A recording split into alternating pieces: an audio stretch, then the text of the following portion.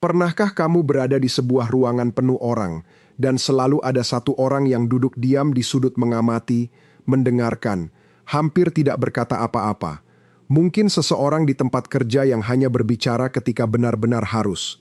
Seorang teman yang membalas pesan dengan kalimat lengkap tapi diam di dalam kelompok. Atau mungkin orang itu adalah kamu. Kebanyakan orang berasumsi bahwa orang yang pendiam itu pemalu, antisosial, atau tidak terlalu pintar. Tapi kebenarannya jauh lebih menarik dan jauh lebih berlawanan dengan intuisi. Psikologi orang yang tidak banyak bicara mengungkap beberapa pikiran yang paling kompleks, cerdas secara emosional, dan sangat sadar yang pernah kamu temui. Hari ini, kita akan masuk ke dalam pikiran yang tenang. Introversi versus rasa malu. Perbedaan yang paling disalahpahami. Mari kita mulai dengan meluruskan kesalahpahaman terbesar. Tidak banyak bicara tidak selalu berarti pemalu, dan rasa malu tidak sama dengan introversi. Tiga konsep ini pendiam, pemalu, dan introvert terus-menerus tertukar, padahal secara psikologis berasal dari tempat yang sangat berbeda. Rasa malu berbasis ketakutan. Orang yang pemalu ingin terhubung dengan orang lain tetapi merasa cemas untuk melakukannya. Mereka khawatir dinilai, mengatakan hal yang salah, atau mempermalukan diri sendiri. Kediaman mereka berasal dari kecemasan. Sistem alarm internal yang mencegah mereka terlibat bahkan ketika mereka ingin. Introversi, di sisi lain, adalah tentang energi. Seorang introvert mungkin sepenuhnya nyaman secara sosial, tetapi hanya merasa terkuras oleh interaksi sosial. Mereka mengisi ulang energi dengan menyendiri, melalui membaca, berpikir, atau bekerja dalam keheningan. Bagi mereka, ketenangan bukan penghindaran, itu adalah pemulihan. Dan kemudian ada orang yang hanya selektif dalam berkata-kata. Mereka tidak takut, mereka tidak lelah, mereka hanya tidak melihat nilai dalam berbicara, kecuali mereka memiliki sesuatu yang bermakna untuk dikatakan. Ini adalah sifat kepribadian yang berakar pada kedalaman, bukan kekurangan. Para psikolog mencatat bahwa banyak orang pendiam mendapatkan skor tinggi pada apa yang disebut kebutuhan akan kognisi, dorongan mendalam untuk berpikir, menganalisis, dan memahami sebelum merespons. Mereka bukan lambat, mereka teliti. Dunia batin, seorang orang pendiam. Ini sesuatu yang mungkin mengejutkan kamu. Orang pendiam seringkali adalah orang yang paling berisik di ruangan di dalam diri mereka. Sementara yang lain mengisi keheningan dengan obrolan. Orang pendiam sedang memproses. Mereka memperhatikan ketegangan dalam suara seseorang. Mereka menangkap ketidakkonsistenan dalam apa yang dikatakan. Mereka membentuk pendapat, membuat koneksi, menjalankan skenario. Pikiran mereka tidak pernah diam, hanya mengarah ke dalam. Ini sering disebut sindrom kehidupan batin yang kaya. Meskipun bukan gangguan, ini adalah gaya kognitif. Orang yang tidak banyak bicara cenderung lebih banyak hidup di dalam kepala mereka.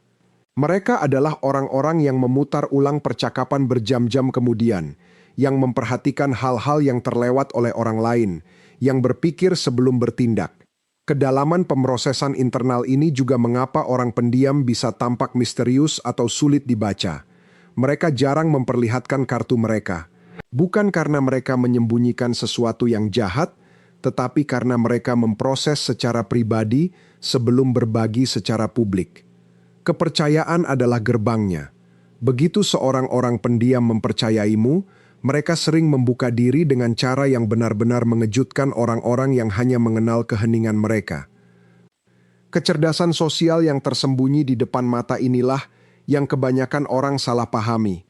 Mereka berasumsi bahwa karena seseorang sedikit bicara, mereka pasti tidak sadar secara sosial. Kebalikannya biasanya benar. Orang pendiam seringkali adalah pengamat yang luar biasa. Sementara suara-suara yang lebih keras dalam percakapan mendominasi ruang, orang pendiam sedang menonton, membaca bahasa tubuh, melacak arus emosi tersembunyi, mencatat siapa yang berpura-pura versus siapa yang tulus. Ini memberi mereka bentuk kecerdasan sosial yang seringkali lebih akurat dan bernuansa daripada mereka yang menghabiskan semua energinya untuk berbicara. Penelitian dalam psikologi mendukung ini. Studi tentang mendengarkan aktif secara konsisten menunjukkan bahwa orang yang lebih sedikit berbicara cenderung menyimpan lebih banyak, memahami lebih dalam, dan membentuk kesan yang lebih akurat tentang orang lain. Mendengarkan bukan pasif, ini adalah keterampilan kognitif tingkat tinggi, dan orang pendiam seringkali telah menguasainya tanpa menyadarinya. Ada juga fenomena yang oleh para psikolog disebut komunikasi yang disengaja. Ketika kamu hanya berbicara ketika kamu benar-benar bermaksud, orang mendengarkan secara berbeda. Kata-kata orang pendiam membawa bobot lebih, bukan karena mereka lebih dramatis, tetapi karena mereka lebih disengaja. Keheningan mereka memberi kekuatan pada ucapan mereka. Psikologi di balik memilih diam. Mengapa beberapa orang secara default memilih diam bahkan ketika mereka bisa berbicara? Ada beberapa alasan psikologis, dan mereka lebih canggih dari yang kebanyakan orang harapkan. Pertama, kualitas di atas kuantitas. Banyak orang pendiam memiliki standar internal tentang apa yang layak dikatakan. Obrolan ringan terasa hampa bagi mereka, bukan karena mereka sombong, tetapi karena mereka mendambakan substansi. Mereka lebih memilih tidak mengatakan apa-apa daripada mengatakan sesuatu yang tidak berarti. Kedua, perlindungan diri secara emosional. Beberapa orang telah belajar, seringkali melalui pengalaman bahwa berbicara secara terbuka mengarah pada kerentanan, dan kerentanan telah menyakiti mereka sebelumnya. Ketenangan mereka adalah bentuk armor yang dibangun dengan hati-hati. Ini terutama berlaku di lingkungan di mana pikiran mereka diabaikan, diejek, atau diabaikan. Seiring waktu, keheningan menjadi strategi yang paling aman. Ketiga, observasi adalah mode yang mereka sukai. Beberapa pikiran hanya terhubung untuk menerima sebelum mengeluarkan. Mereka membutuhkan gambaran penuh sebelum berkontribusi. Ini bukan ketidaktegasan, ini adalah presisi. Mereka mengumpulkan data seperti ilmuwan yang mengamati sebelum membentuk hipotesis. Keempat, kelebihan stimulasi. Bagi beberapa individu yang pendiam, terutama mereka yang sangat sensitif, lingkungan sosial yang berisik benar-benar overwhelming. Terlalu banyak masukan, terlalu banyak sinyal emosional, terlalu banyak energi. Tetap diam adalah cara mengelola kelebihan beban sensorik dan emosional, bukan pernyataan tentang orang-orang di sekitar mereka. Orang pendiam dalam hubungan. Dalam hubungan, orang pendiam sering disalahpahami oleh pasangan, teman, dan keluarga mereka. Pasangan mungkin menafsirkan keheningan sebagai kedinginan, jarak, atau ketidaktertarikan. Anggota keluarga mungkin mendorong mereka untuk lebih terbuka atau lebih sosial, seolah-olah keadaan alami mereka adalah masalah yang harus diperbaiki. Teman-teman mungkin merasa seperti mereka melakukan semua kerja keras emosional. Tapi inilah yang cenderung ditawarkan orang pendiam dalam hubungan yang sering terlewatkan. Mereka mendengarkan, benar-benar mendengarkan, bukan hanya menunggu giliran mereka untuk berbicara, tetapi benar-benar menyerap, memegang, dan mengingat apa yang kamu katakan. Mereka mengingat detailnya. Mereka memperhatikan ketika ada sesuatu yang tidak beres sebelum kamu mengucapkan sepatah kata pun. Mereka setia. Orang pendiam selektif tentang siapa yang mereka izinkan masuk ke dunia mereka. Jika mereka telah membiarkanmu masuk, kamu sangat berarti bagi mereka. Lingkaran mereka mungkin kecil, tetapi disengaja dan tulus. Mereka berpikir sebelum bereaksi. Dalam konflik, orang pendiam jarang meledak. Mereka cenderung memproses secara internal sebelum merespons. Yang berarti ketika mereka berbicara dalam sebuah argumen, itu biasanya terukur, bukan reaktif. Meskipun demikian, pemrosesan internal ini terkadang bisa terlihat seperti stonewalling jika mereka menutup diri daripada mengkomunikasikan kebutuhan mereka akan ruang. Kunci untuk memahami orang pendiam dalam hidupmu, jangan salah mengartikan keheningan mereka sebagai ketidakhadiran. Mereka hadir, mereka terlibat, mereka hanya melakukannya secara berbeda. Sisi gelap dari tetap diam. Tidak semua hal tentang menjadi pendiam adalah kekuatan. Ada biaya psikologis nyata dari keheningan kronis yang layak diakui. Ketika ketenangan berakar pada kecemasan atau ketakutan, itu bisa menyebabkan penghindaran kronis. Tidak pernah menghadapi percakapan sulit, tidak pernah membela diri mereka sendiri, tidak pernah sepenuhnya hadir dalam hubungan.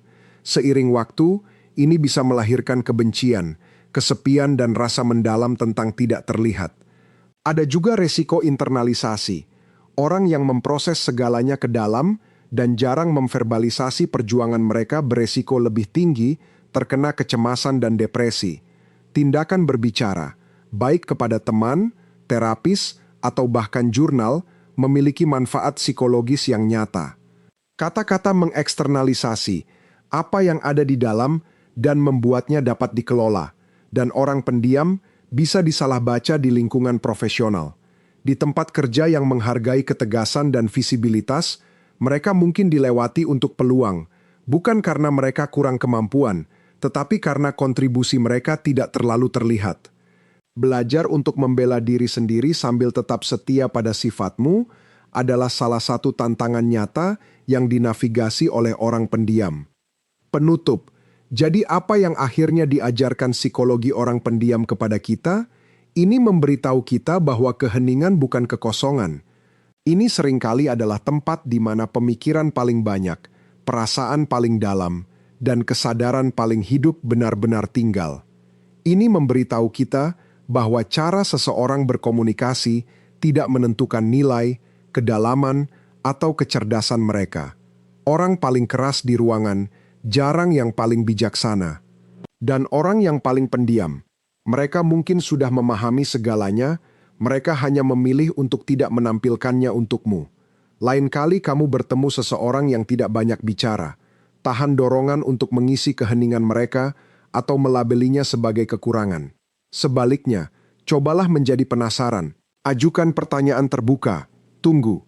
Karena ketika seorang orang pendiam akhirnya berbicara, itu biasanya layak untuk didengar. Jika ini beresonansi denganmu, bagikan kepada seseorang yang memahaminya tanpa harus menjelaskan. Dan jika kamu adalah orang pendiam yang menonton sekarang, kamu sudah tahu. Si